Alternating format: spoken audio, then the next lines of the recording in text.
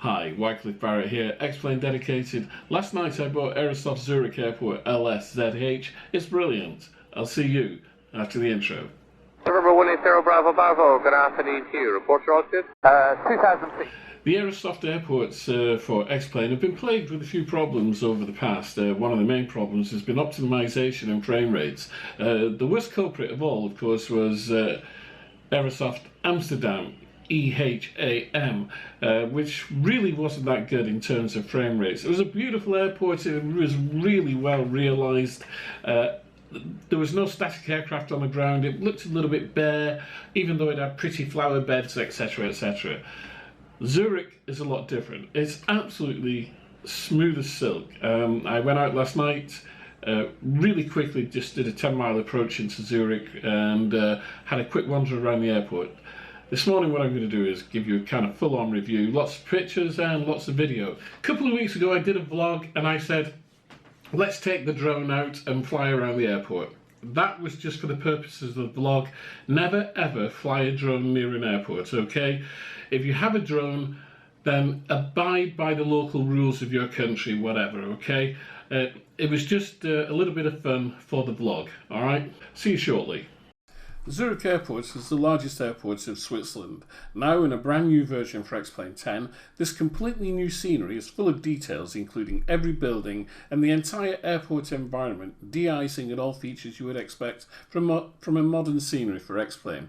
As you can see from these images, the buildings and objects in the scenery were modelled with numerous 3D details and photorealistic textures. In some parts, even high-resolution 2K textures were used. A multitude of animations exist for the radar systems, windsocks, airport traffic, and more move this airport even closer to its real counterpart. The faithful signage and lighting of all taxiways and runways round off this impression, and thanks to baked textures in combination with Xplane's HDR rendering, Airport Zurich will shine at night as well with excellent features. I have to say, based on my experience of some Aerosoft airports, particularly Amsterdam, this is absolutely incredible. Some of the moving ground traffic is the best I have ever seen. It's got fluid movements, as you'll see when we get into the video, and the signage on the ground. I mean, you just look at that. You're never ever going to get lost at this airport.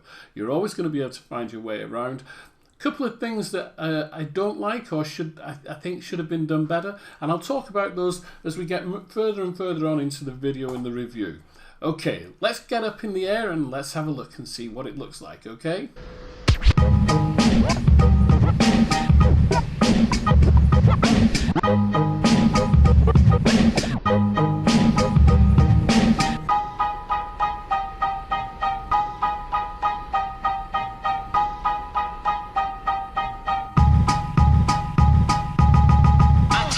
Getting up into the air and having a look around the airport, and we've got some wonderful glass taxiways here. There are auto gates around the airport, and look at that beautiful curved terminal there. The roof of that terminal, the main terminal, nicely curved. Light poles look really good, highly detailed as well. As we fly around the airport in our drone, or on our drone, or with the drone.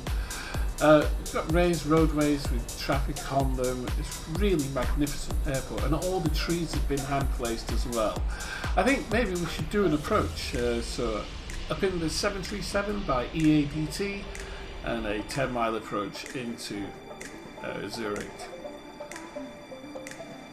As you can see, the countryside, it looks really magnificent. This is all default, by the way. There's no photo texture in here. The photo texturing is by the airport itself. As we get closer, you'll see that. It blends in really, really well with the surrounding background and looks absolutely magnificent. So, let's just watch this approach as we come in to Zurich Airport.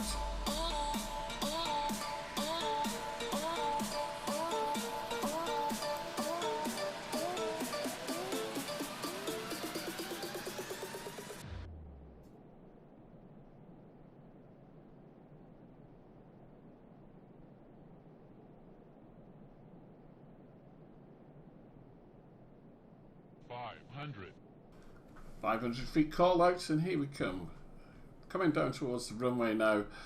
Blends in with the countryside really well. Looks absolutely superb. And at night time, although I haven't got any nighttime shots in here, the lighting is spectacular with small villages and towns as you come in on that final approach. A couple of 100 feet from touchdown.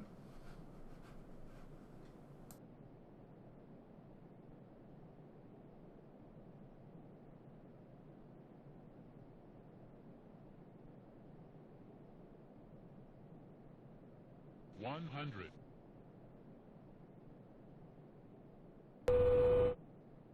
50, 30, 20, 10.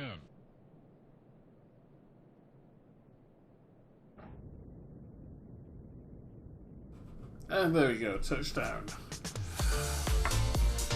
Absolutely marvellous. Just going to have a quick final look around the airport. With many custom buildings, even in the outline areas of the airport. It's really well put together, and the optimization is superb. Don't lose any frame rates with this airport. And the moving vehicles around. Just look at this traffic ahead on the ground. Turns really smoothly around corners. Looks absolutely wonderful. It's coming over the top of the buildings. The details on the roofs are absolutely excellent. If there is one problem area, and that is where the car parking is. Some of the car parks have got 3D cars in, but then the multi-storey car parks, the roofs have no cars on them, only textures.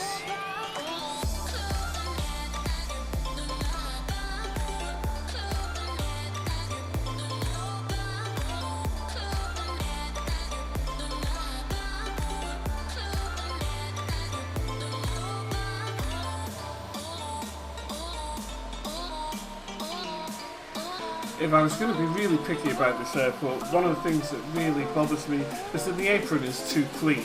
Not enough tyre marks, not enough dirty oil or anything like that. So if I really had a gripe, that's one of the main ones.